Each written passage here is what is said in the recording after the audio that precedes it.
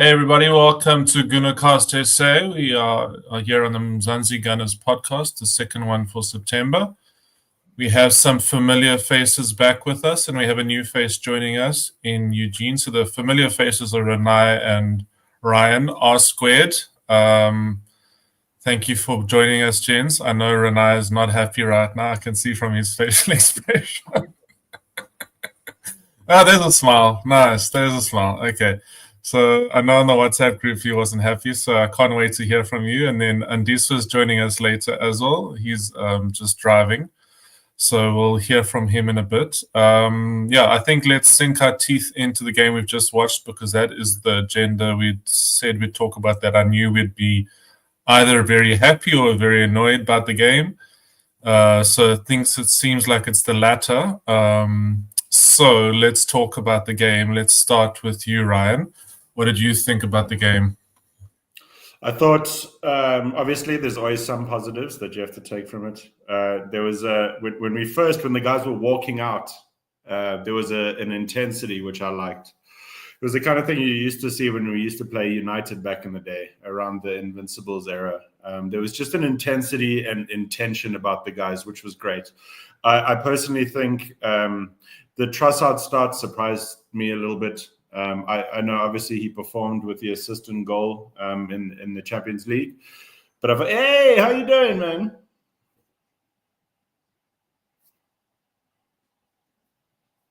Good to see you. I thought, I didn't see a reason to not play Eze. I thought we made an error there. I don't personally believe that he should have started at centre mid, because I don't think Eze has done that much in his career. He's played an attacking mid, he's played at false nine, he's played at left wing. He's never really been a centre mid, so I get why we would start Marino instead of him, but I do think Eze needed to be on the field. He brings an energy, he brings a composure, he brings a creativity. He can play good on both sides. He adds a lot more. I thought Trossard did well. But I think, to be honest, the reason we were lucky to draw in the end was because Pep did the right thing. There was an article which we can discuss just now that I read yesterday from The Athletic, and they said that against United, Pep actually was happy to give United the ball. And he's actually been working on this for the past 4 games. Apparently, it's all transition football at City now. They're not trying to play possession. They're not trying to hold on to the football, and he did the exact same thing with us. He was comfortable giving us 73% possession. He had no concerns, because he also knows that if he implements a low block after they score, we're going to struggle, man. It's just where we struggle. If it's a mid block or a low block and we're 1 goal down, unless we score from a corner, it's our weakness, and he knew that. And he did a really good job. So hat off to Pep. I think Arteta maybe missed something in the first half. I like the changes. I like the positivity. We've seen him happy to rotate, and he also made early substitutions, which is rare. So it's good to see changes from him. I think he's maturing and growing, and he's learning. I still think he's a great manager, but I feel like we should have taken a lot more from today, and we messed this one up. Definitely, Ryan, I'm in agreement with you. I think we're all going to be in agreement with you. I think you made good points. Let's go to Eugene next, and then we'll go to Renai and Andiswa. Yeah, how's it, guys? Look, man, I think when I saw the starting lineup, because that was one thing that was going to give me an idea of what our manager is thinking. And I'm never a guy that is against Merino starting. But when I saw the midfield in particular, I was appalled, because I'm like, guys, that midfield is good enough to start when we play away, when we play City away. That's the midfield that I won't complain if we play. But if we play that midfield at home, I think it absorbs our energy, and we start off on the back foot in terms of motivation, energy, and looking forward to the game, because we know that it's not going to be that I'm not sure if you guys remember when we finished second the first time around, and City beat us twice, and the season before that when they beat us 1-0, or they beat us 1-0 or 2, they beat us 2-1, and Saka scored. I think that kind of excitement, that kind of play, when you see Merino in that midfield together with Zubimendi and Rice, it doesn't really inspire too much confidence. But at the end of the day, we did get the result to not to lose the match. I think, I don't know how I feel at the moment. I'll know better tomorrow how I feel about this result. But just a side note, before the beginning of the season, when the fixtures were announced, and I saw how difficult our first 5 games are, I said to myself, if we get 10 points from the opening 5, I will be happy with that. We've got 10 now. I'm not happy with the performance and the result, but I guess tomorrow I'll feel much better about where we are.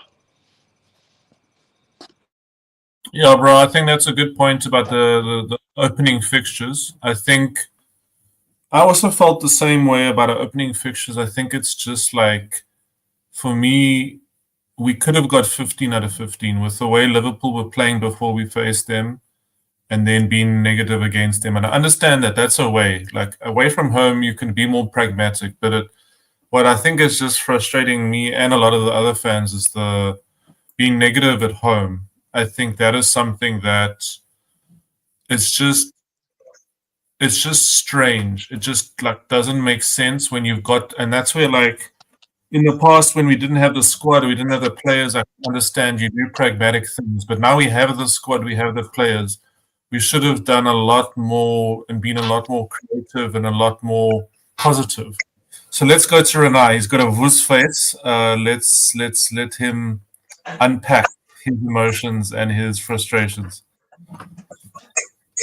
I'm actually not happy with the results, and I think it's one thing that we've seen Arteta doing a lot, wherein we try to be a lot conservative with the approach in which we go on our games.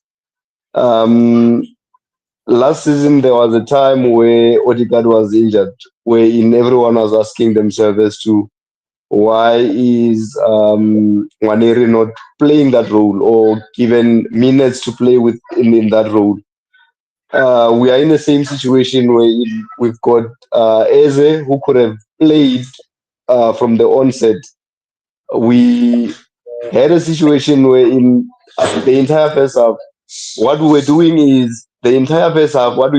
is we wanted to give the ball to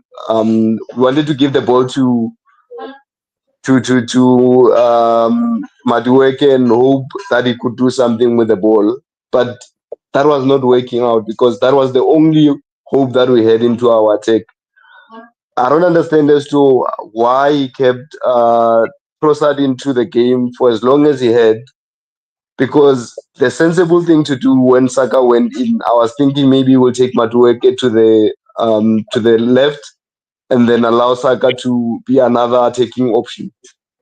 We have a very lethal striker in Yogores, but I don't think we've got an idea of how we ought to utilize him or get to feed him the balls, because the way in which we have him playing, we isolated him, or rather, we don't seem like we know how to find him, which is one thing that might even end up frustrating him to start doubting on his abilities to do what he does best, which is to score goals.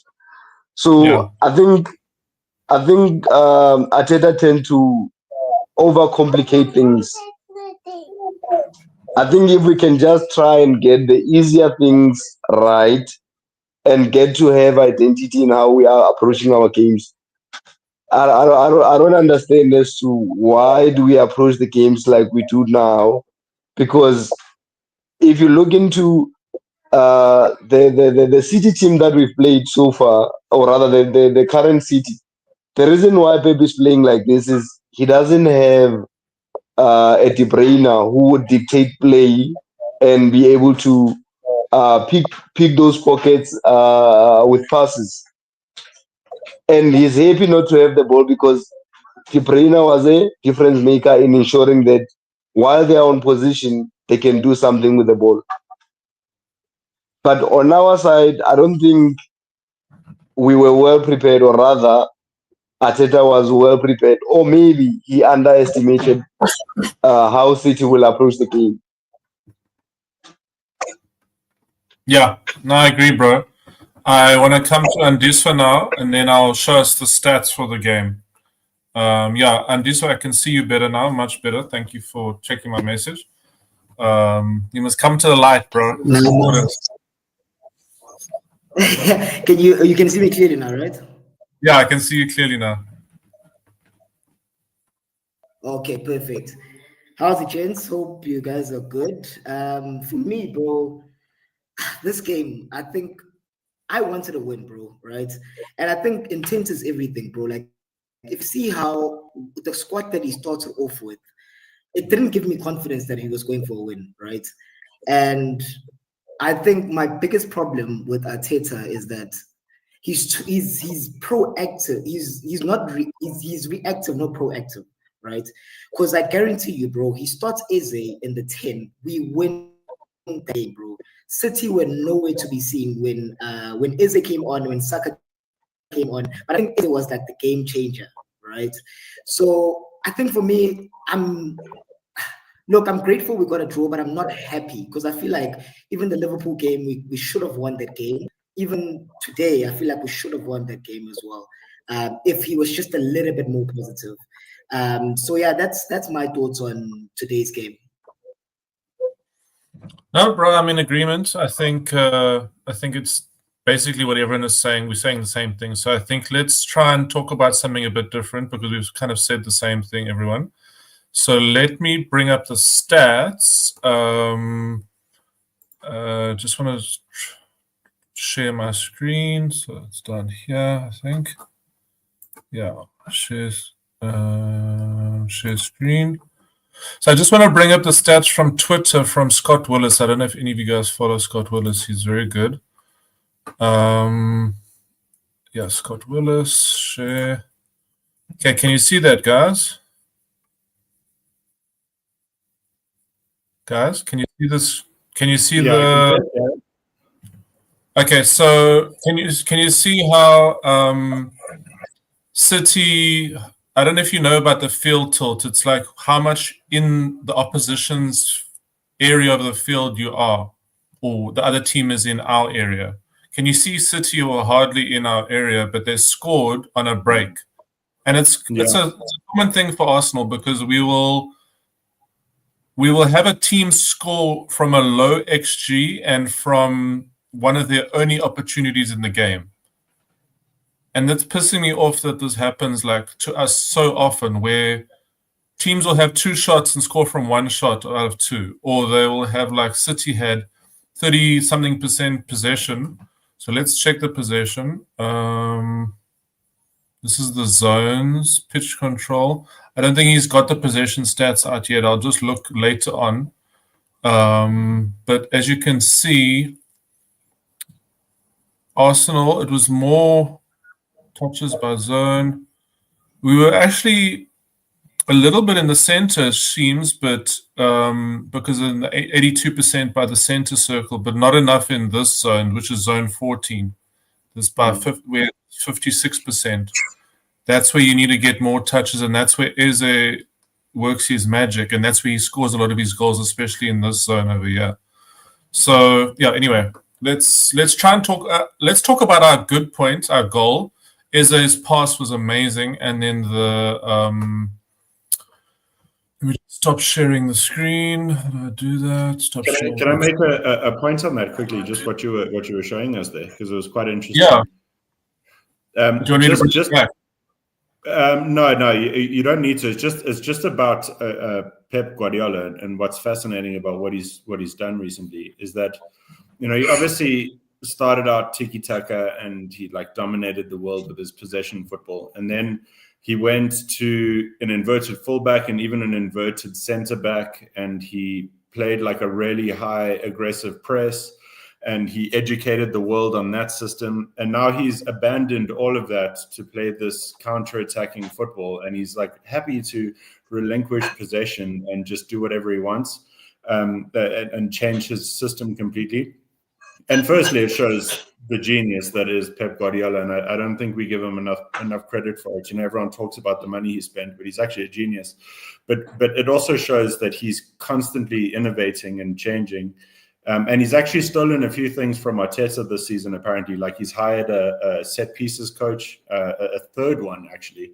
And there are a few other things that he had taken from Arteta's current game, which is promising because it shows what Arteta is doing. But in terms of our game, right, we focused on the right because O'Reilly is the weakest link because he's the youngest, newest player. So playing through Madueke makes sense because that's the weakest point of their team. But you can't just keep doing it over and over and over and over again and expecting a result. And I think that's the one area we need to learn to adjust and adapt, is that if that's not working, we need to change our system, man. We need to create a backup plan. And I think it's the one thing that we don't have right now. But anyways, we can talk about positive stuff. I just wanted to that. What do you think about Martinelli's goal? Yeah, go jump in there.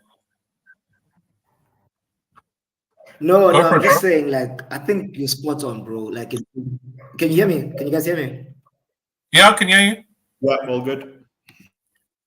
Yeah, no, I was saying, bro, I think you're spot on in what you just said, bro. Like, in terms of Pep innovating football. But I think also two things can be true at once, right? I think also it's come at the detriment of a lot of traditional things. Like we don't see that one route football that Stoke City used to play, for example. Nobody does that now. Everyone wants to play. Every time I'm watching the Premier League, bro, it's like I'm watching Man City. Everyone wants to play out from the back. It's like, you know, it's like this whole robotic stuff. And to your point as well, I think for us, bro, we don't change it up a lot, right?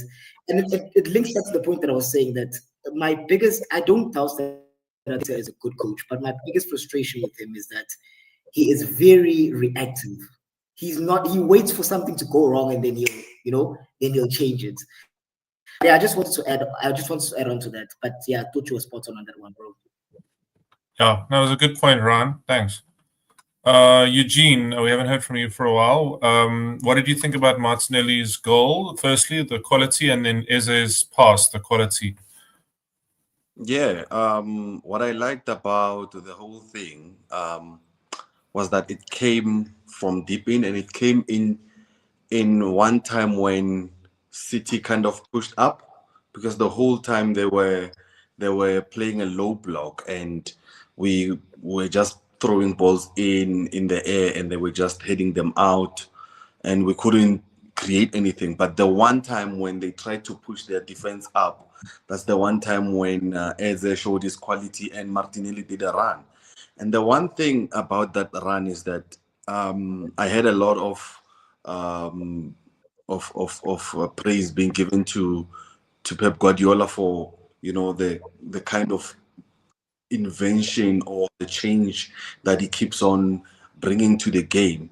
But one thing we have seen, I think, in this game, and I think I've been asking for a while now, is for the first time in a very long time, we've seen Mikel Arteta switching the wingers, because towards the latter ends of that match, we saw Bukayo Saka playing on the left, and when Martinelli came in, his straight went to right back, and when Saka moved to the left, Martinelli occupied the right wing position.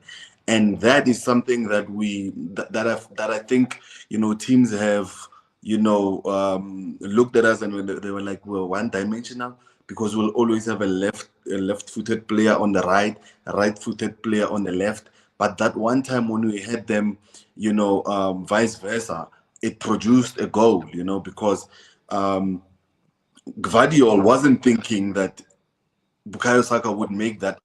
The only player we have, maybe two, one of the two, that we have that can make that kind of a run is Martinelli, and he did that kind of a run. And kudos to Eze for picking him out. And I saw the stats there. When you put up the stats, it kind of reminded me of that 2-2 when we played City last year. If you guys can remember, we went into halftime leading 2-1, and for the majority of that game, we were trailing. We were playing a low block, similar to what City were doing today, and they attacked us similar to what we were doing to them today. But one thing about them is they kept on, taking shots from range, and we are not. And when you spend near 70 million for Eze, that's the kind of quality that you are buying. And I'm just happy that he's delivered that kind of magic again. Is it two times in, I think two assists in 2 games in the Premier League? That is a good return, and it got us a point today. No, definitely, bro. I've got some more stats that I realized were on the channel. I'm going to just quickly share them with you guys, and then we can talk about them. Ron, I will come to you to talk about the stats.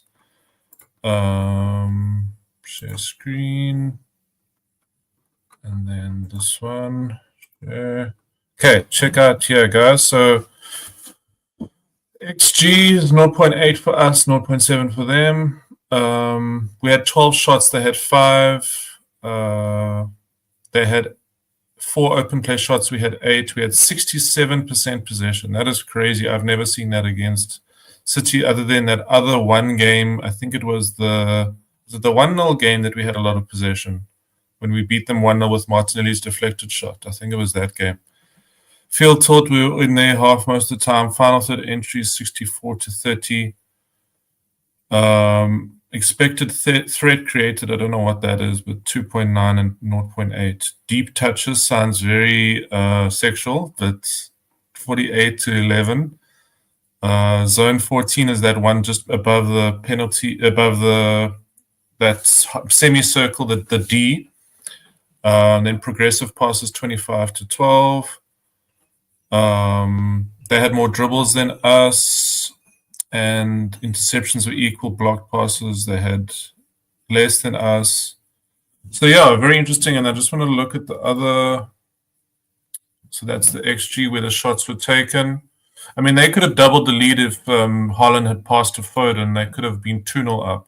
They had the better chances other than the Martinelli one. But and that's the XG, running XG, and that's the field tilt. So, Renai, what's your thoughts on the stats? Do you want me to go back to the first one?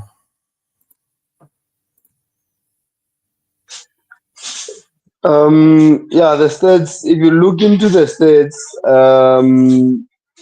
and the amount of position that we had, it looks, for someone who never watched the game, there's a saying which a lot of people, or it's normally said to say, stats is like lingerie, it doesn't show you everything. But if you look into the way in which we played, the way in which we had so much possession and the amount of shots that we had,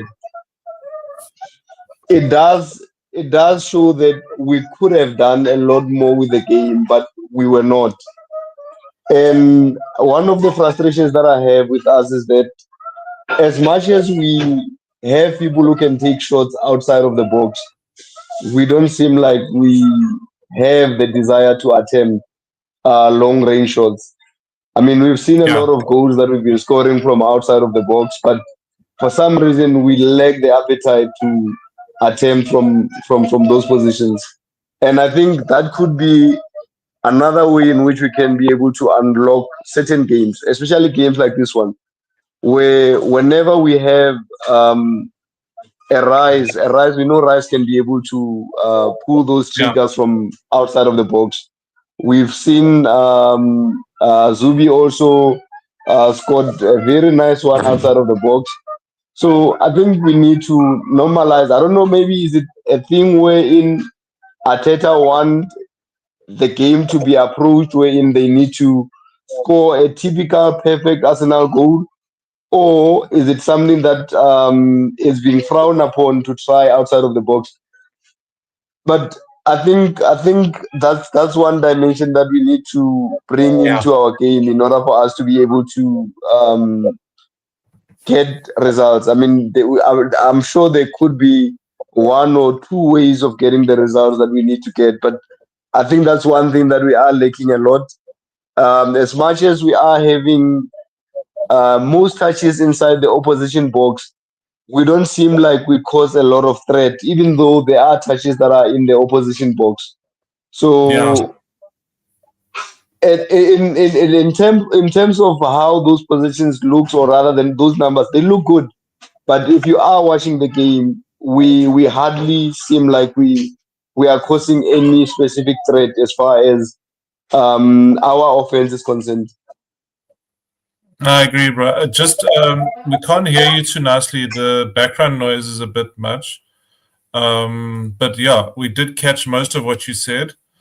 So yeah, I think it's definitely something that we need to work on. Especially the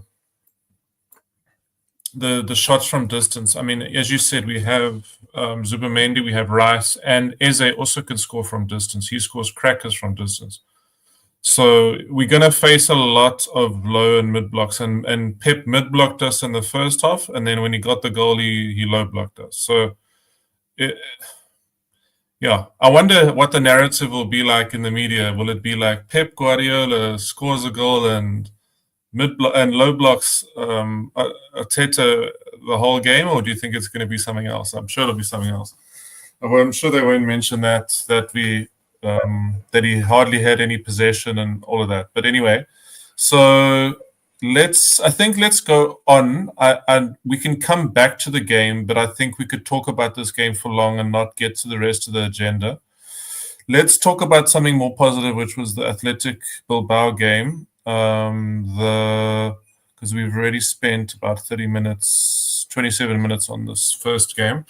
So let's go to the Athletic game where we come to the similar kind of consensus of this midfield, and the midfield three being more defensive-minded midfielders and not having an AM, so not starting Onyeri against Athletic or Eze, but then Eze was played on the wing, and then we were very upset when he took Eze off. I know that I was upset. Then on the groups, they were upset. And then Martinelli and Trossard combined for both goals. So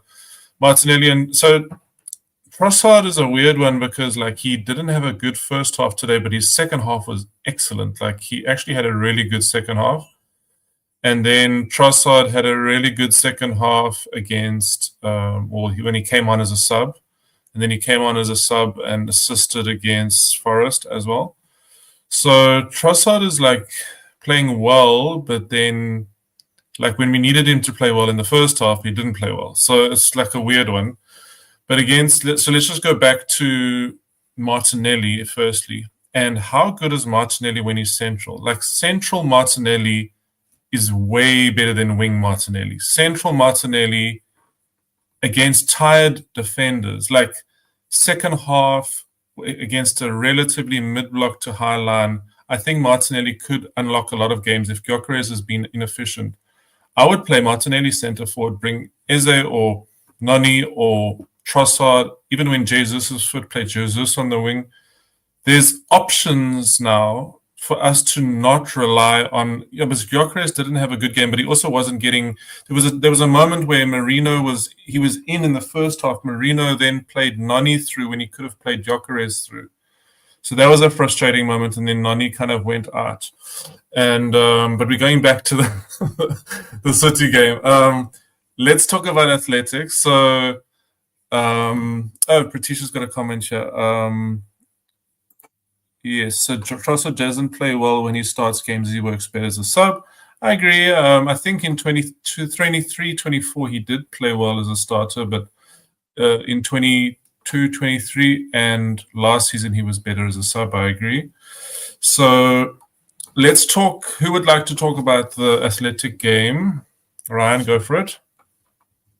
I want to make a point that on Martinelli on both games. So he scored on transition in the Atletico game and then somewhat counter-attack as well in the game tonight or today. Something that was brought up earlier, which is a really good point. We've criticized Martinelli because he doesn't like to cut in and he's not very good at moving the ball onto his right foot, cutting in and finding a goal. He tends to put his head down and run straight. So shout out to Arteta because he obviously realized that and played him on the right because he's realized he's not very good at cutting in from the left. It's not his strength. So I agree 100%. If we can figure out how to utilize him on the counter-attack, then we have to. But personally, I don't think he should play more than 30 minutes in any game for Arsenal ever again.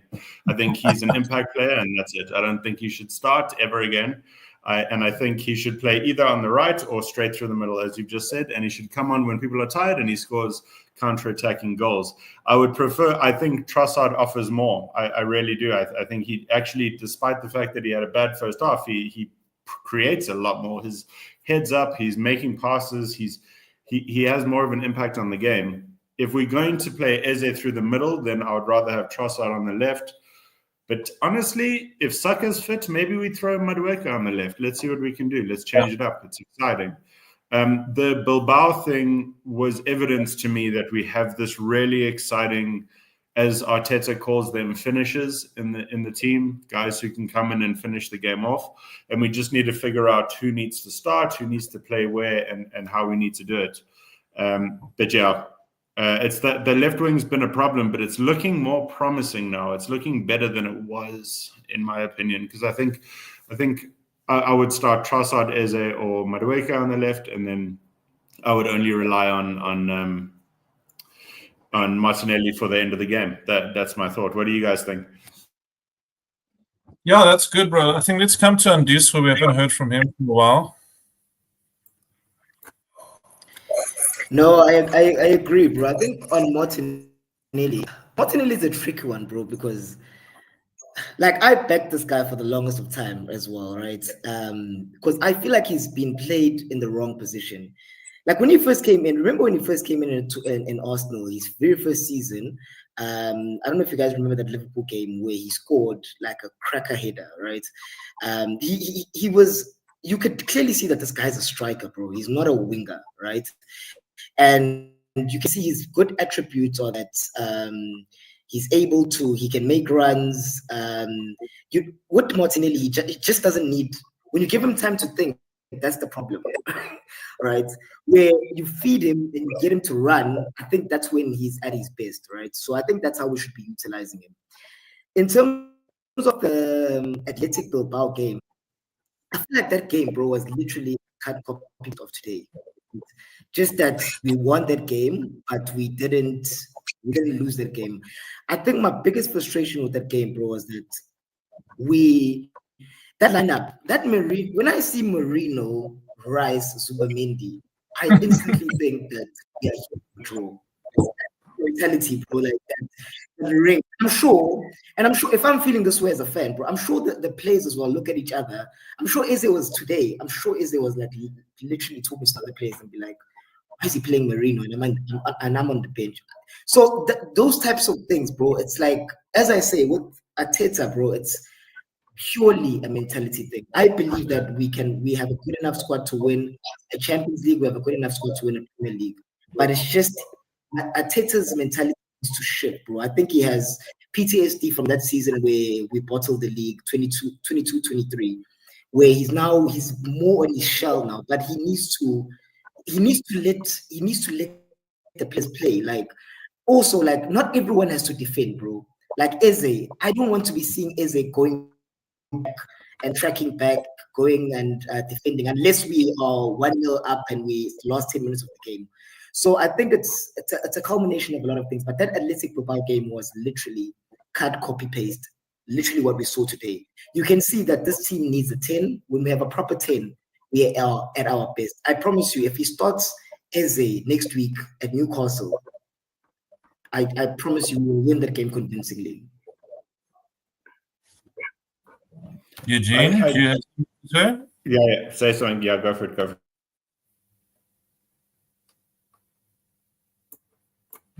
Are you on me?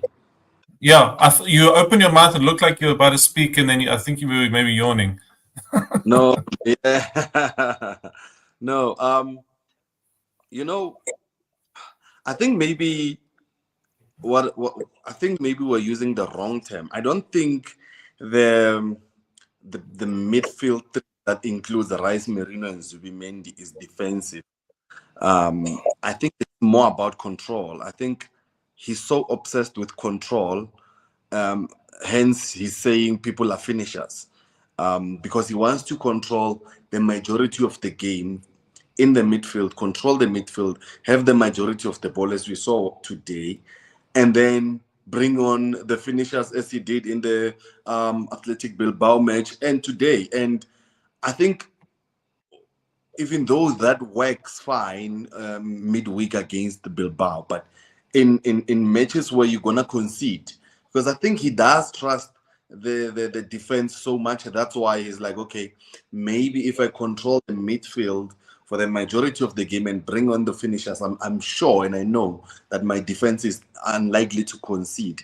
Bring on the finishers later, but I think it's better to go for the game, and then I remember 2 seasons back when you would see when we would hang on to 1-0 leads, and towards the latter ends of the match, you'd see the likes of Tomiyasu and Rob Holding ending up and warming up and coming on to see of a game, and I think I miss those kinds of matches than what we are seeing this year with the control that he wants. He wants to control the matches and bring on the finishers. My problem with the finishers is, you've got a limited time. You only got 10 minutes. Today we had 7 minutes added, and that might not be enough in certain matches. And it wasn't enough today. It wasn't enough against Liverpool, and we pay him for it. I think if he moves away from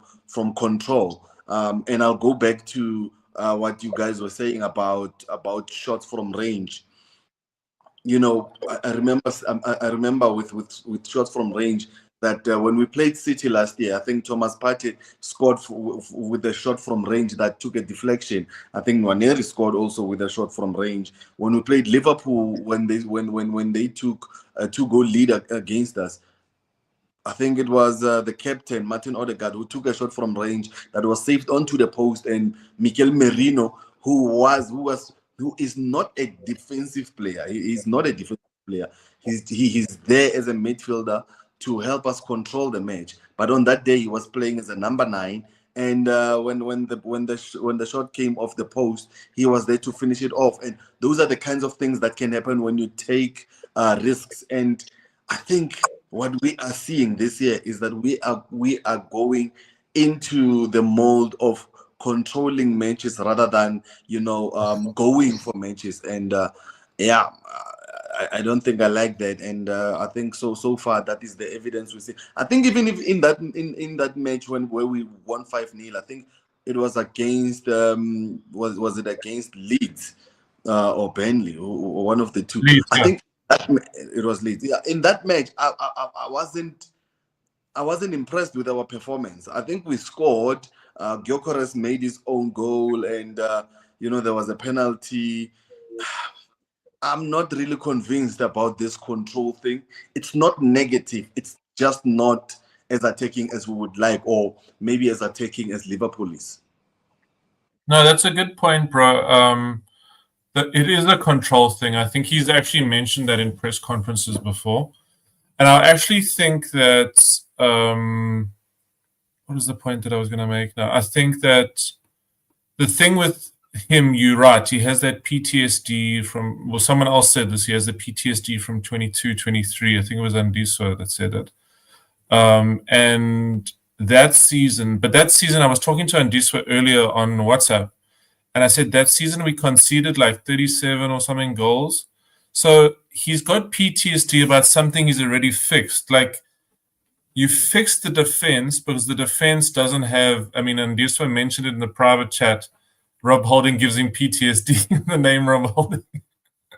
So we had Saliba getting injured in 22-23, then Rob Holding coming to play. And Rob Holding was then sold to Crystal Palace, and now he's been released by Crystal Palace. So he's playing in like the championship now. So that's the level that we try to rely on to like get us through when Saliba was injured. It was not good enough.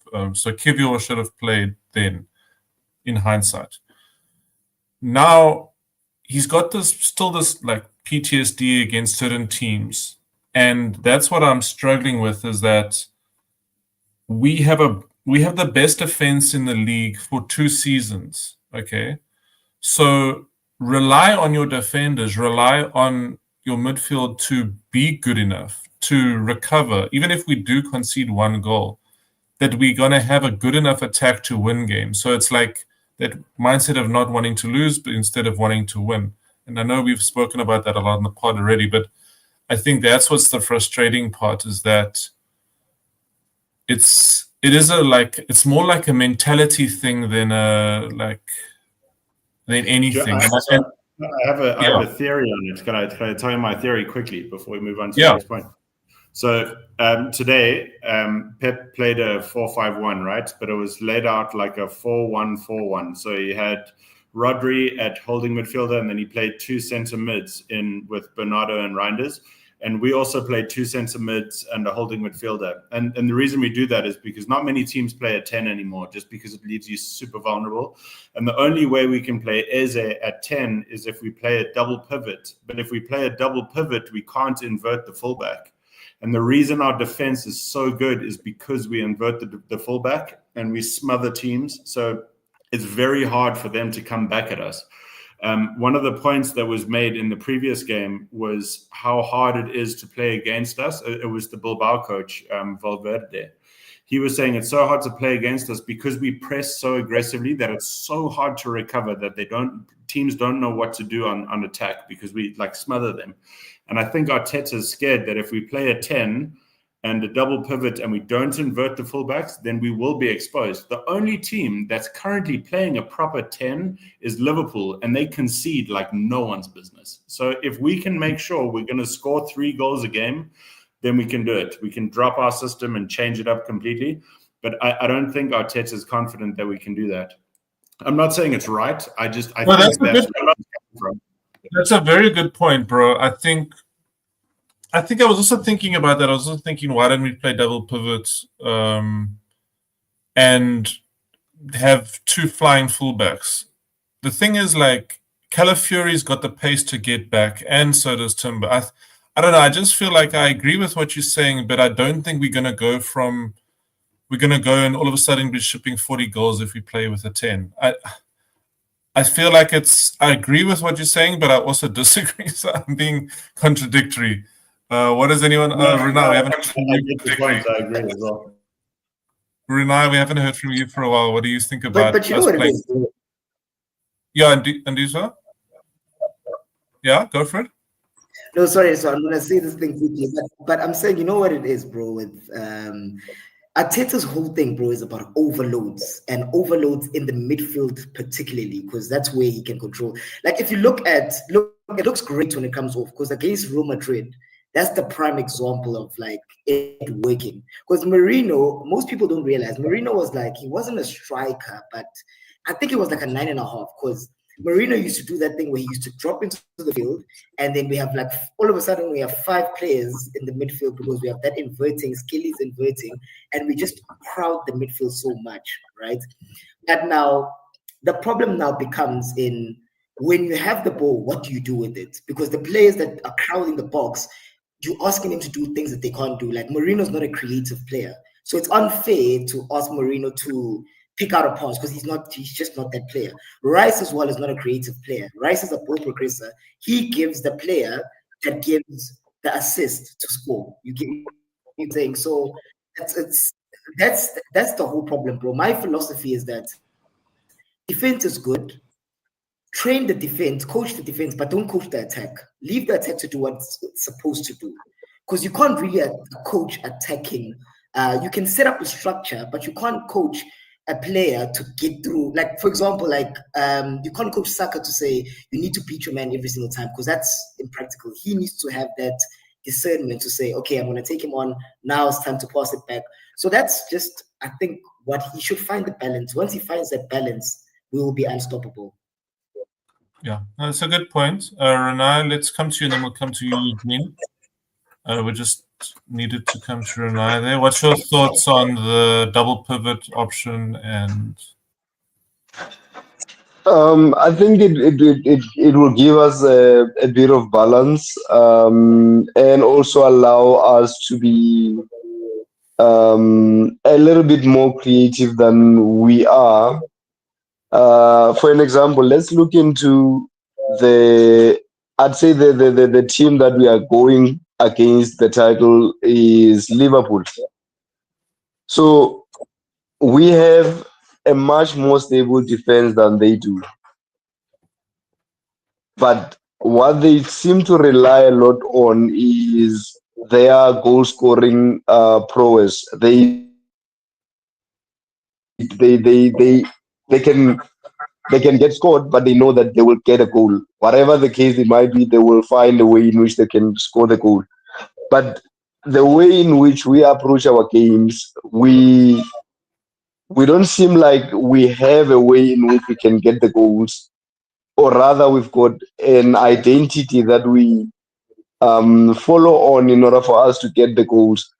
So the double pivot approach would work, considering the fact that there need to be a little bit more freedom in the guys that are in the attack. There is an element, I don't know, there's someone who mentioned the fact that we might be suffering from having players that are being overcoached, or a lot of more tactical approach in the manner in which we attack, which tend to take away the individual brilliance that you will have to see whenever there is someone that would need to unlock the game. So it's a bit dicey in a sense whereby the way in which we approach the game might be a bit more. I think it's a bit more dull the way in which we approach the game as our attack is concerned. We just need to find a way in which we can give the forward players to be free in a sense wherein they need to play in a manner in which they can be able to bring in their flair and their individual brilliance there and there. But the way in which we approach it at the moment, I don't think it allows us to have those moments of brilliance. yeah, that's good, bro. I agree with you. Just remember, guys, to comment. We want to interact with your comments so that we can hear what you guys have to say and what you guys are thinking about the game. I just wanted to come to the topic of the EPL versus the UCL. Do you guys think that we have a better chance at the UCL than the EPL in terms of a potential title? I mean, I've said that in the beginning of the season, and I'm just seeing the way things are going in the league and how clinical our performance was against Bilbao. I don't know.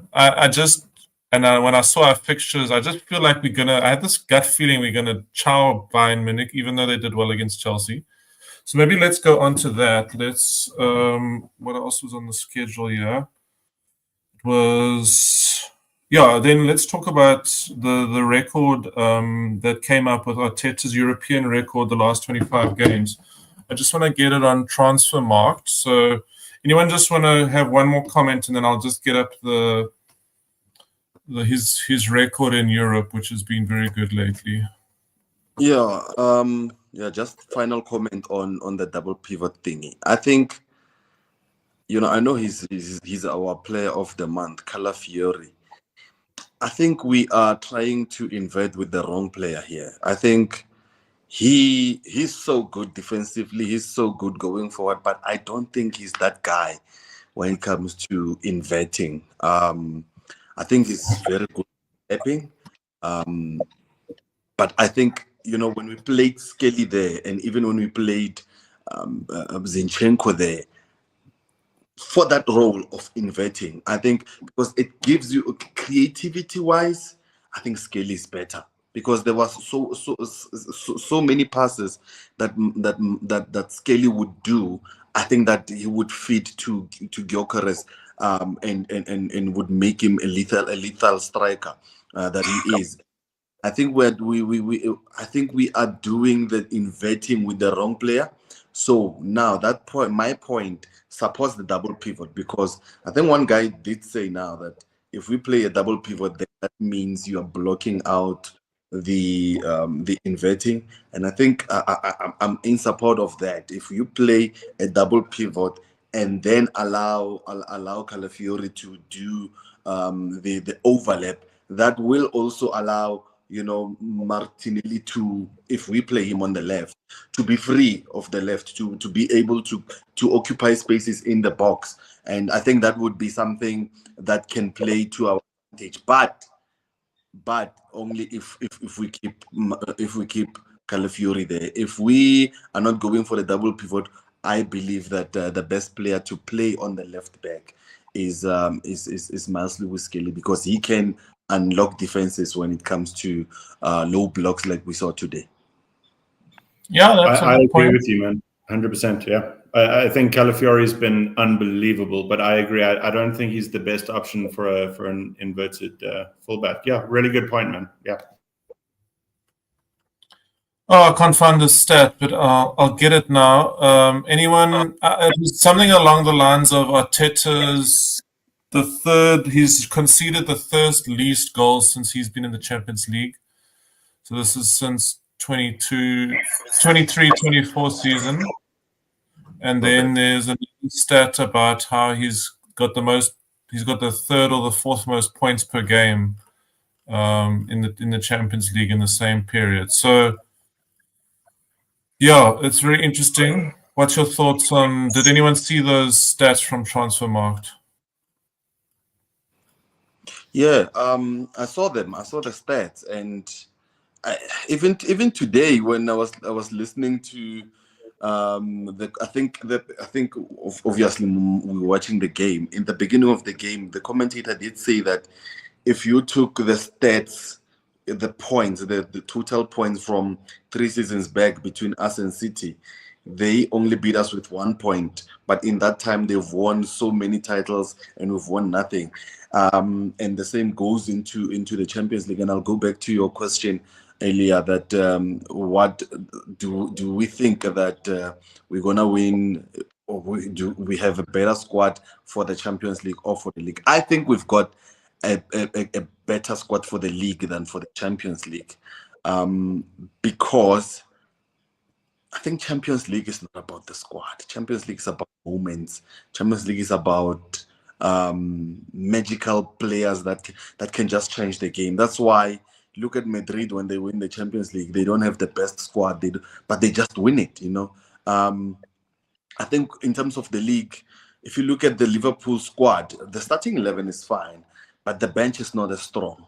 If you look at City, I think the same goes. But if you look at our squad, I think our squad is capable of going the entire 38 games. And, whatever injury we get, we're not going to panic. I was looking at the team photo during the week, and I was like, hang on, I don't see a weakness here. And I think for the league, if we can go for it more against the bigger sides, because the smaller sides were okay. We've got a striker that can win those matches for us. It's just against those bigger sides. If we can just be brave enough, I think we've got the best squad for the league. I think in the Premier League, there's no squad like ours. There might be attacks better than ours, but there's no squad like ours. But in the Champions League, I think that's a totally different ball game, because there, it's about the moment. It's about rising up to the occasion and, making sure that you win the tie. You don't play for control. You play to win the tie. And I don't think we've got that as far as now. I think we've got a squad good enough to navigate a marathon than a sprint. I found the stats, by the way. Oh, thanks, bro. Do you want to screen share? Sure, I can't. It's on my phone, unfortunately, but I can read it out to you. I'll let you know. No, just read it. Yeah, read it out to us. Yeah. Really good points, by the way. I agree with what you were saying. So the stats are: we've got the third best defensive record in Champions League history, and it's 0.72 goals conceded per game. And above us is Frank Rijkaard and Fabio Capello, Juventus back in the day. It's obviously only after 25 games for Arteta. He only conceded 18 goals in those 25 games. But the other one is we also have the highest points per game in the Champions League since Arteta joined Arsenal. So overall, of all teams since Arteta joined Arsenal, only Ancelotti and Inzaghi are above us. So we're averaging 1.96 points per game. Inzaghi 2.09. So below us is Simeone, Slot, Guardiola, Enrique. Brendan Rodgers is really high. He's top 10. I didn't know that. Interesting. So the point is we're averaging really high points per game, and we're conceding the least of any current team right now in Europe. The reason I think we can win the Champions League is only because I think the most dangerous teams in the world right now are Man City and Liverpool. I think Real Madrid, Barcelona, Inter, even Bayern, I think great teams, but we can beat them. So I think we're in the toughest league in the world, and I think we're one of the best teams in Europe. So I think we can win Champions League. Me and Ryan are on the same page. I want to come to Pratisha's comment here, and I think it's a funny one, but I think it's also what I was thinking of about the UCL. There's no PGML in the UCL, so that makes it a lot more plausible that we might win it. So that's a funny one there. And then I think luck matters more in the Champions League. In the league, it's mostly down to skill, and it's mostly down to persistence. So I hear what you were saying, Eugene. I think that we do have the most balanced squad. I was actually talking to Andiswe about this, that we don't have the best attack, but we have the best defense, and then we have the best balance over a squad in the league. The problem is that we've struggled against mid blocks and low blocks. So more mid blocks than low blocks. And Pep mid blocked us in the first half, and then he's low blocked us in the second half.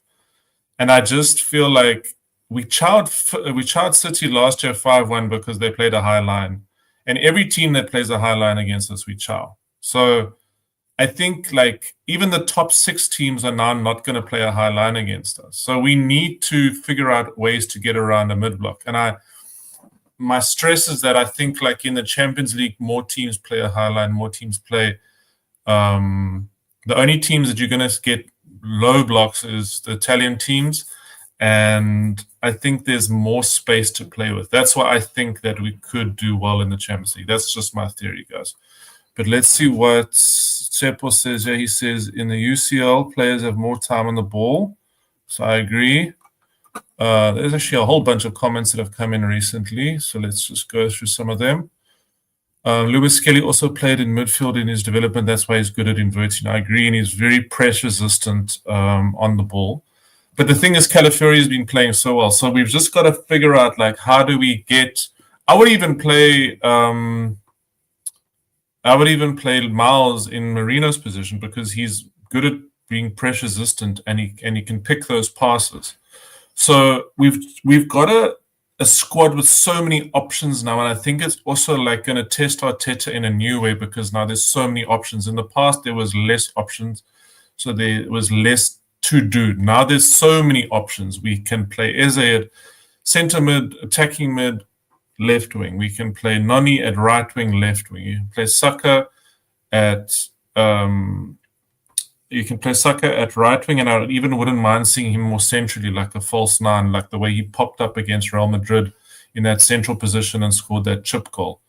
We've got Gyökeres, obviously, who's more of a standalone position.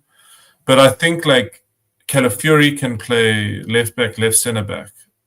I would even have taken Gabriel off, played Miles Lewis Skelly left and Calafiori left centre back, and let Calafiori push up a little bit more from left center back. Like that could have unlocked things quicker. So I think there's and we need to rest Gabriel and Saliba. So I think there needs to also be a mindset shift there sometimes. Because even sometimes I feel like there's a moment where if one of the center backs just stepped into that space that is open there, and if the left back or the right back just stepped behind them, we could do it, we could break the lines with just that little step. I don't know if you guys have seen that as well. There's been times, and I know it's a structure thing and he's wanting to keep the structure, but I think there's times where I almost want us to do something out of the ordinary. Like to win, you have to seize the moment sometimes. What's your thoughts? I agree. And the problem is when we invert, the player who suffers the most is Gyökeres. That's the problem. So if we played a double pivot, we can at least get the ball to Gyökeres through a 10. So I agree 100%. We need to try a few different things, man. Okay, let's go to more comments here, and then we'll come to Renai. We haven't heard from you in a while. Let's read this. Better chance in the league, Heath feels. He believes we will win because we have 22 players who can start. Liverpool doesn't happen. It's a marathon, so he agrees with it was Eugene who said that. And then Tom says that last and previous seasons we lost out due to smaller teams yet winning or drawing against big teams. This season we seem to, and then his point he didn't end. It seems like we might have switched maybe this season. So that's an option. I mean, I think it's the Newcastle game is very key, a very, very key game. We need to beat Newcastle. Newcastle's mid-block has been a thorn in our side for too long. And then we've got Mdu over here. Let's see what he's saying. We're not talking about Victor Gyökeres. I'm not happy with him. Kai is so underrated. We need him. Victor is okay, but he's not Kai. I think it's a fair comment. I think Kai probably would have done better in this game because there was less transitional moments for us because we had most of the possession.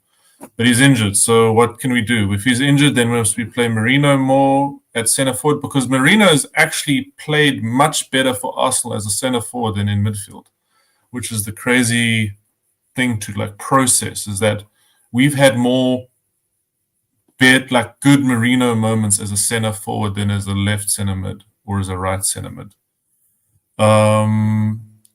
Renai, let me come to you. I know you're a big Gyökeres fan, so what do you think about this comment about Gyökeres? I still believe that he is the best striker that we could have gotten, considering the options that we had available. I know there was a division between those that felt Sesko was the right guy for us, or if Gyökeres was the right man for us. But I think the question here should be what is actually the approach? Because I mean, as a coach, Arteta would have known the profile of the striker that he is getting, which is Gyökeres. So I'm not so sure as to whether is it Arteta wanting Gyökeres to fit into our structure or to find ways in which we can be able to utilize him within our structure. Because if you can check the way in which he's been playing, even on games where he did manage to get the goals, you can feel that you can see there's no synergy there. Like he is isolated. Either we are unable to pick up his runs, or he is not in sync with the manner in which we build up our play going into attack. So I think it's an issue wherein we need to find ways in which we can be able to bring him into the game. I'll make an example. Look into the way in which City plays Haaland. Haaland is not I can't say that he's one of the best as far as positioning is concerned, but the manner in which he will be making those random runs, they will make means to find him. And them finding him will mean that they will get the goals out of him. It then brings back the moment. There was a moment where Van Persie went to United. There's a very exciting philosophy that say Alex Ferguson said. He mentioned something about if you can find Van Persie, we will win the league. I think we are now at a point where we need to find a way in which we can be able to identify the movement of Gyökeres and use him to the best of our abilities. Because if you can look into the way in which you are playing, we do have someone who can finish those chances, but he is not even getting half the chances that he needs to get in order for him to score goals. And I think if you are to judge him based on the fact that for now he's not producing the goods, it would be a bit unfair because now, if we are saying that he is not producing, how many chances is he getting in order for him to be scoring? And it ends up being in a situation where we are having a player that ends up being a passenger because of either we don't know how to play him or we don't know how to match the manner in which he would play with the rest of the team. Because for the most part, if you can look at it, we look like we are playing with 10 players, including the goalkeeper, but he's not there. And where he runs, either we pick him a bit later than we should. He's got the pace. We should be playing a lot more transition football, especially when we are building up. We should be quick to release the balls because we know that he can run. But we don't seem like we do that. Our crosses, we are not crossing as much as we should, although we do have someone who is a target man. So I think it goes back to the manner in which we approach our game and the way in which we want to bring him into the game. So that is the question that we need to answer in order for us to be able to get those goals. But for as long as we are not addressing that part wherein we are not allowing him to be part of the game, we are not putting in those through balls, we are not crossing balls. I don't think it would be fair to say that he's not bringing in the goods while we are not playing in a manner in which it supports a team that has a target man. Yeah, no, I agree, bro. It's a good comment. I just want to come to this other one here about MLS. He was just saying he agrees MLS can break the lines, carry the ball in the midfield like Rice does. I think he'll eventually play in midfield. And yeah, he did start in midfield, so I think that is a good comment. I think I just wanted to go on with the schedule and the agenda because we have talked a lot about the City game. So let's go to Arsenal Players of the Month. Player of the Month for August was Calafiori. And then the Premier League Player of the Month was Grealish. So what were your guys' thoughts on that? Anyone want to talk about those two? And yeah, what's your thoughts on that? Let's go. And this way, we haven't heard from you for a while. Let's go. Yeah, I don't think Calafiori, I don't think anyone can complain about Calafiori being our player of the month. I've actually been one of his biggest critics. I think Dayne, you will know. I've been his biggest critic from when he came in because I just think that the guy is not defensively. I think somebody said that he's good defensively, right? But for me, I still have question marks over his defensive awareness. However, it's also in this system, what I try to also overlay so that I'm objective is that he's being asked to, he doesn't invert like how Skelly inverts, right? Where sometimes you'll see Calafiori in the 10 position. Like against Bilbao, he was in the 10 position, he was in the right wing position. So he's being asked to do that, right? So I think, yeah, but in terms of this, how he starts the season, he has shocked me the most, like in terms of how well I don't think he's been going forward. I actually like what he gives us going forward, bro. Like, cause he's very unpredictable. like very, very unpredictable, and he can shoot as well. Sometimes he just doesn't think about it and he lets it off, right? In terms of Grealish being the player of the month, I also don't think.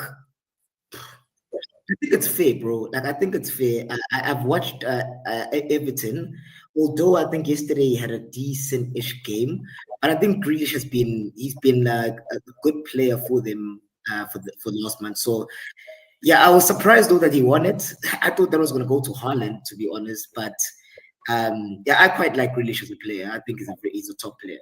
So yeah. Yeah, I think on the last pod we said we thought it would go to Szoboszlai or Semenyo because of their performances. But anyway, yeah, it went to Grealish and... Sorry? Sorry, Semenyo is a good shout. I'm saying Semenyo is a good shout. I actually forgot about him. Yeah. Yeah, that's Semenyo, a good shout. Yeah, so anyway, let's continue with the rest of the things here. So it was that, and then let's look at our title rivals. So the UCL games for our title rivals, we had Chelsea losing to Bayern. We had, obviously Bayern would be our title rivals there, so they're looking good. Then you've got Barcelona who won, I think, and then did they beat Newcastle? Is that correct? I missed that game. Yeah, it was 2-1. Yeah, so Rashford It was was on 2-0, fire. right? 2-1. It was 2-1. Yeah. Yeah. So Rashford, Rashford got a brace. Yes. Someone said that I think it was you, Ryan, that you don't think that Barcelona. I think our biggest rivals in the Champions League is Liverpool, Barcelona, and PSG. I think those are the teams we are going to lock horns with the most because they're the most attacking teams. They've got the most amount of players in their team that have moments in them, that magical moments. And we are the most systemized team of the lot. And I think why we're going to do well is because of our defense, but I think we need to unleash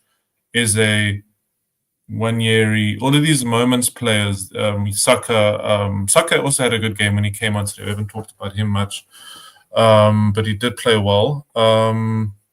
Any other comments about our rivals in the UCL?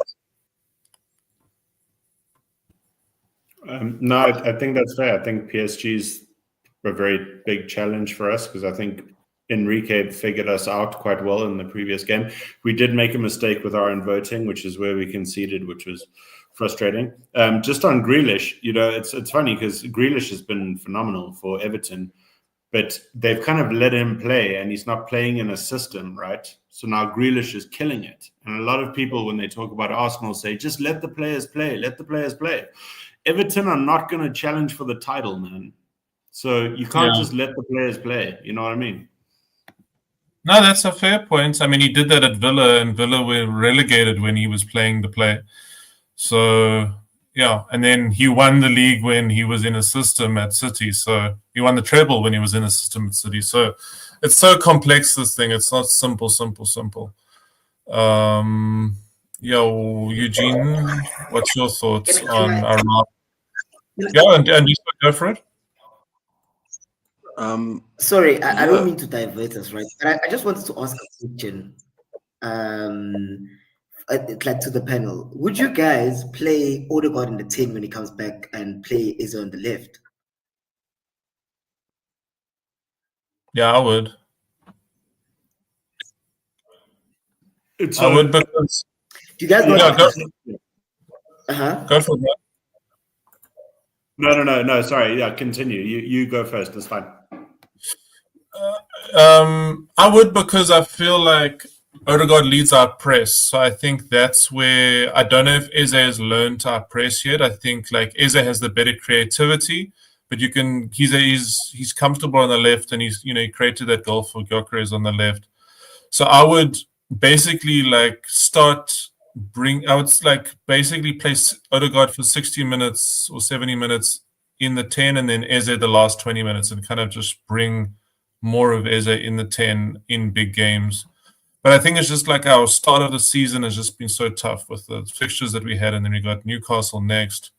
So it's also not the best time for pressure games to put that pressure on Eze to lead the press as well, because unfortunately our 10 is more of a we're one of the highest winners of turnovers in the opposition half in the league. I think we're the highest actually. We just don't turn enough of those turnovers into goal scoring opportunities. That's where we need to improve. Ryan, do you want to add anything there? No, fair enough. Fair enough. No, actually, I agree 100%. Yeah. Okay, and then what does this person say? Oh, Spasuso said he'd play Eze and own the same team, but that would be at Rice or Zubimendi's sacrifice. So, do you want to elaborate who would play left wing there, Spasuso? Maybe you can just write a comment about who. Okay. Do you want to speak? The reason why, I'm saying the reason why I was asking is because for me, bro, like today, I feel like we missed Odegaard in terms of his pressing, right? Because Donnarumma, I feel like we could have done more to pressure him, right? And he's also a bit sus with his feet. But I feel like, bro, like Eze, I feel like if we could see just once in the season, I want to see a Rice or Zubimendi playing in the 6. We play Odegaard in the 8, and we play Eze in the 10. Right, but obviously that's the games where when we know that we're going to have majority of the game, control over the game. But in the left wing, bro, I think I would play Madueke or even Trossard or Nelly. But I would just like to see Odegaard play in the 8 because I feel like there's something about Odegaard in the 8 that, and we haven't seen it. There's something about Odegaard in the 8 that maybe we could see him going to another level. Because sometimes when he plays in the 10, I feel like he holds us up. He holds onto the ball way too much. Sometimes I feel like he doesn't quickly release it. Where like Eze, you saw today, he got first touch, he played the pass. I don't think Odegaard plays that pass. By the way, he doesn't. Or passed it to the wing. So that's just my thoughts. Do you guys? Sorry, just to chip in there. Do you think we play with a 10? Because isn't a 10 more when you have a double pivot? Then you have a roaming 10. We play with an 8. We play with 2 8s, and Odegaard is an 8, but I just feel he's the more advanced 8. So we almost play like, I mean, it's mirrored on my side. So sorry. So Odegaard is on the right like this, on the right, and then Merino and Rice are here. But it's not like we playing like that with 2 DMs where Odegaard is free and roaming. I don't know if you. I mean, that's what I just feel like. He already is an 8, but he's just the more advanced 8. Yeah, it's super complicated the way we do it because Rice and Odegaard normally play 8 together, and they play on either side. But Rice is more of a box-to-box, so he always tracks back, whereas Odegaard doesn't. So Odegaard becomes like a 10 hybrid kind of thing. So he's kind of playing a 10, but he starts as an 8, 100%. That's why it's so tricky to slot Eze in, because if he hasn't played in that system and he doesn't know how to be an 8, then it could be disastrous. But we saw him today give it a go. So, yeah, that's a good point. I love Eze, and I'd love to see us play with a 10, like a proper traditional Ozil type 10. So let's see. Maybe we can get that going, because I agree 100% is the right approach. Okay, so Subasisa says he feels against low mid blocks we need a lone 6, so that would be Rice or Zubimendi with Eze left centre mid and Odegaard right centre mid in front of a lone 6. So, yeah, I think we're open to these things. I think we just need to try them. I think it's worth looking at different tactical options and being experimentation. Ooh, I'm making up new words. Experimentary. Is that a right word? That doesn't sound right either. Experimentary. Is that right? Anyway. Maybe explore. Yeah. The data bundles are running out, and I'm English. Anyway, let's go on to the next stuff, which is the games coming up. So we've got Port Vale versus Arsenal. Wednesday the 24th at 9 o'clock. Then we've got Newcastle versus Arsenal Sunday the 28th. Then Arsenal versus Olympiacos Wednesday the 1st. Then Arsenal versus West Ham. I feel like I was stressing about the Newcastle game because Newcastle away, we haven't won that much lately.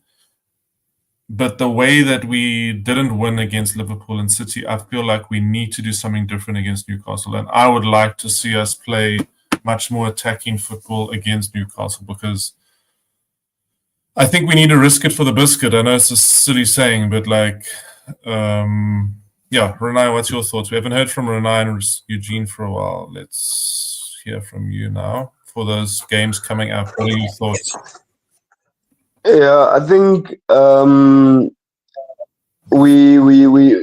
I agree with you that we need to be attacking a lot more, and obviously playing against the smaller teams, I think it should allow us to be able to experiment a lot more into what we can do as far as our attack is concerned. I get the fact that we have a very strong defense, which is something that we can flex our muscles where that is concerned, especially when we are playing with teams that are a lot more attack minded. So, knowing the other teams like your West Ham, those are teams that would be expecting us to go a lot harder on them. So, I think we need to be a lot more flexible as far as our attack is concerned. But again, my concern is, or rather, let me pose it back as a question into the panel. Do you guys feel like Arteta is able to manage the depth that he has as far as the amount of players that we have? And the reason why I'm asking this is obviously we have games where there would be very tight games, like maybe the a couple of games that we started with. But are you guys confident in Arteta managing a bigger squad that we have now and manage it in a manner in which it will keep everyone happy and have the appetite to be able to come in and make a difference into the Renai, we lost you there. okay. Yeah, you're back now. Oh, okay, yeah. So my question to the panel was: Are we happy with the manner in which Arteta is managing his squad, and do we feel like the approach in which we will be approaching games will it allow the guys to have the appetite to come in and make a difference? Let's hear from Eugene. We haven't heard from him in a while. So what do you think, bro, about the managing the squad? Yeah, firstly, players that are on the bench will never be happy, so to think that Arteta will be able to manage the squad and keep everyone happy when they're not playing, that's you're lying to yourself, so everyone who are on the bench will not be happy. The thing is, will he manage it well enough to bring us silverware that we're looking for? And I think he's capable of doing that. I think he has shown and he has come close several times. And we have seen where he fell short, and we have seen what him and the board have tried to do in order to remedy the situations that led us to fall short those numerous times. And yeah, I think we've got the right guy. Obviously, we know that he just needs to be brave here and there. He also, us as fans, right? We also need to look at ourselves, because we will want him to rotate, and then when he rotates, we complain. He rotated, he played Maroon, and everyone is saying no, it's negative. He plays he plays Trossard on the left, and we say he's not the right guy. So he'll never win when it comes to us. I think the only thing that can give him the win is if whenever he makes changes, he wins the matches, and that will. In terms of the 5 matches that you put onto us about the next 5 matches, I think we've got Port Vale, we've got Olympiacos, and we've got Newcastle in there. I think all of them are winnable, including Newcastle. I think I saw a stat that Newcastle I think they've kept 3 consecutive clean sheets now. But I think what has undone us in the past against Newcastle is the fact that we just didn't take our chances. I think majority of the games we didn't win against Newcastle. It's not that they were better than us. The only issue is we didn't take our chances. But now we've got a striker that can take his chances if he's unlocked. So yeah, I think they're winnable. I think we should go through in the Carabao Cup. I think we should get another win in the Champions League, and I think we should get 3 wins out of 3 in the Premier League before the next international window. Thanks, bro. I agree with you there. My thoughts on those fixtures are, I think we're going to, as Patricia said, we're going to see a lot of changes for the Port Vale game. It's a low-pressure game, and I'm sure we'll see Dayne and MLS and all these guys will come in. The young guys, I'm sure Wanyeri will get a start as well. And I'm sure Wanyeri and Dayne will punish them. I'm expecting a nice, comfortable win. And then Newcastle, I don't know. I'm stressing about Newcastle. I just feel we'll probably get a draw, an away draw there, because of the history over the last 3-4 seasons versus Newcastle away. We haven't done well at Newcastle. So unless we have moments of magic and something really changes, like we see us taking more shots from the edge of the box, or we dribbling more to break that mid and low block, because Newcastle have a physical mid block. I don't see us dominating a Newcastle. I'm just worried about that. But even if we just nick a win, it's a possibility. What does Patricia say? Yeah, she says, I think it's why he uses the word finishers and not subs, because he wants the bench to feel like they're still important. Yeah, he's using like Rassi psychology. He's using like the bomb squad psychology. And I think it's good. I think it's a way to motivate the players, because now the squad does need to think like, I'm not going to start every game. I mean, I think even like the way someone else commented, yeah, he didn't rush Saka and Saliba back like he normally would. With Mosquera doing so well, Saliba didn't have to play against Athletic. So yeah, I think it's a really good problem to have, but it's something that he hasn't had before. All we can do is we just got to give him time to see how he does with the squad. I mean, I was surprised when he made changes at halftime. We were all saying on the WhatsApp groups, no, it's only going to be 60 minutes that he'll make changes. But he made changes at halftime, and we ended up saving a point. So I do think that we've, spoken about this ad nauseum, that if we had had the more positive start, the team starting, we would have probably won.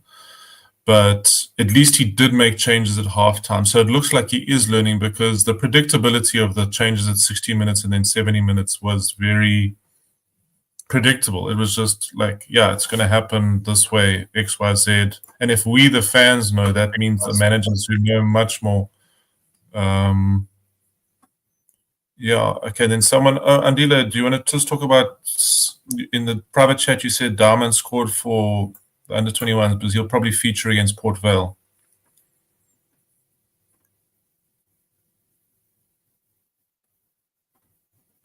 I can't hear you, bro. Can you guys hear me? Now we can hear you.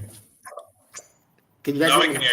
Yeah, no, I'm saying, I don't know if you guys saw that goal yesterday that he scored against the under 21s, bro. Like, I think he had like 3 players on him, and he sat down. He killed the first player, and he sat down the second player, and he finished it in the under 21s. So I was just saying that, bro, that kid, I've never seen anything like it, bro. Like in terms of Hayland has produced gems, but that kid is special, bro.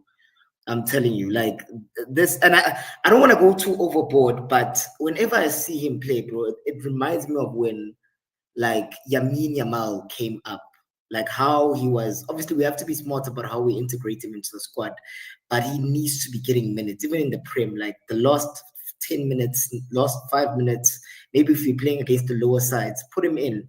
Even today, like, like even in the big games, give him 5 minutes for him to get a feel of what it's like to play against these big games, big teams. And I think we'll see a big performance from him. He needs to play this Wednesday.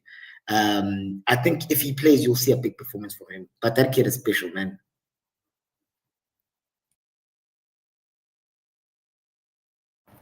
You're on mute, Dave. Sorry, I realized I'm on mute. Thanks for that shout about Diamond. That was a good shout there. Let's hear from Ryan now. We haven't heard from you. What about you think about the fixtures? So I have two fascinating things. So Newcastle have only received 5 yellow cards this season, which is one of the lowest in the league, which is insane because we know the kind of bully football that they play. They play very physical, very intense football. And also in their last game, Bruno Guimaraes benched. And it's the first game in 67 games that he hasn't started, which means in 67 games, he's never been suspended. And you know how aggressive that guy is. So Newcastle is a really difficult team to play. For some reason, they're allowed to just play like championship football and beat everyone up, and they get away with it. So that's why I just can't stand playing Newcastle. So I agree. If we can beat them, it'll be a huge morale boost for us, man. I think that would be huge. The other thing, Eugene made a really good point. As fans, we need to check ourselves because, everyone was complaining that Eze wasn't playing through the middle. And then Trossard started today, and I was complaining. And then when Arteta brought Eze on, he didn't play him on the left straight away. He actually played him through the middle a little bit. So I kind of feel like maybe I should have checked myself a little bit there because I think he's trying things and he's actually aware of what he wants to try and do with the team. So I think we need to be a bit more patient and give him his dues. But yeah, I think Newcastle, for me, I would start Marino. I would go all in with a physical midfield and I would just beat the shit out of them. That's the goal. That's it. And I hope we win. And that's all. That's it.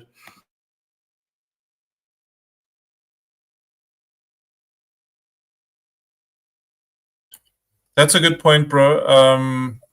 Thank you for that.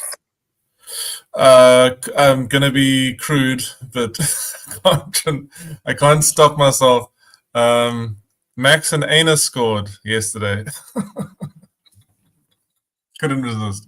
So sorry, this poor guy has an unfortunate name, Anus. But well done today. Who's the kid, bro? Hey? Is that the striker? Is that the striker kid? Yeah, Harriman Anus.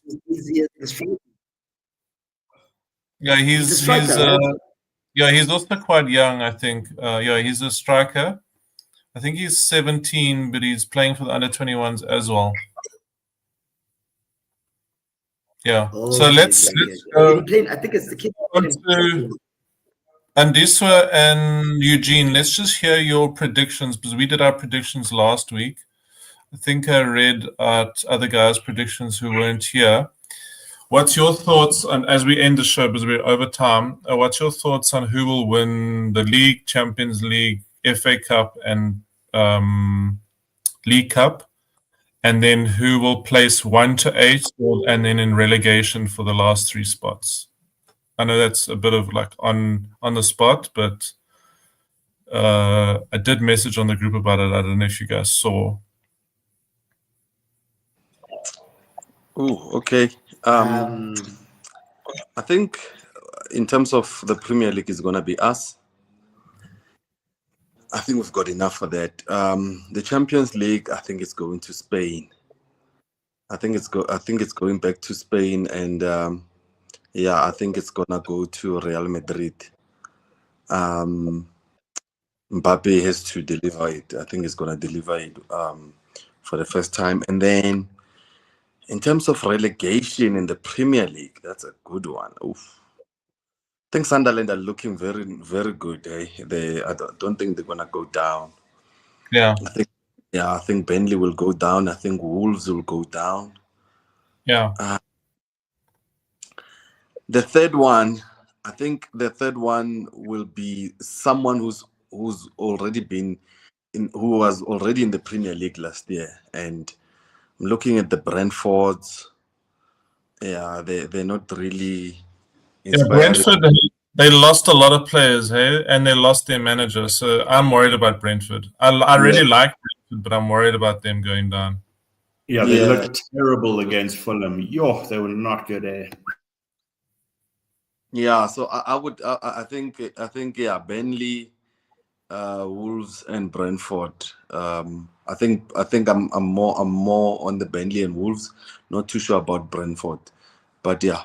And then you said 1 to 8. Yeah, 1 to 8.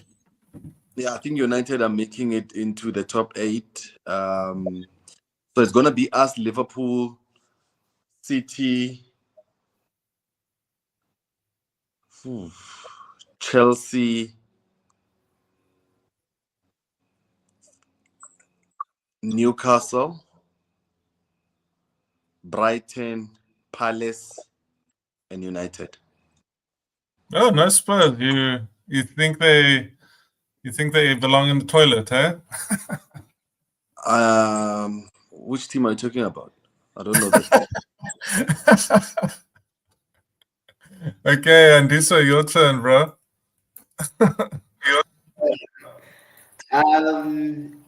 For me, I'm just looking, right? I think the first one was Champions League. Champions League, I'm gonna go Barca. I agree with Eugene. I think that's going to Spain this season. But I think we make also a good run for the Champions League this season. EPL. When the season started, I said City, but I'm not convinced. Even Liverpool don't convince me. But I'm just gonna go with Liverpool just for the sheer fact that they know how to win. Right? I think I'm just gonna go with Liverpool just because they seem to have this gene in them where they just score goals. FA Cup. Well, I think Carabao Cup. I think we will win that. The Carabao Cup. FA Cup, I think I'm gonna go City FA Cup. And for EPL positions, let me start with the relegation. For me, relegation, I think it's Burnley. I have Burnley, Wolves, and Leeds to go down. And in terms of top 8, I think not in particular order, but I think Arsenal, City, Liverpool, Chelsea, United. I agree with United. I think United will be in the top 8 because I think they'll sack Amarim at some point and they'll get like a competent coach because United have good players. So I think United will be in there. And I've got Spurs, Palace, and Everton. Everton, that's interesting. Nice. Okay, yeah, that was good shots. I think we've gone over. So let's end the pod there. I think that was a good pod. I feel better, even though we had a disappointing performance. It was good to do Arsenal therapy with you guys. So thank you for that. I'm a verbal processor, so that's one of the ways that I process my emotions. So thank you guys, and we will see you guys in 2 weeks' time again. Thanks for everyone joining. Thanks for the new contributors today. And thanks for everyone. And this is the Mzansi Gunner Podcast. I'm Gunner SA. Thank you very much. Cheers. Bye. Cheers, gents.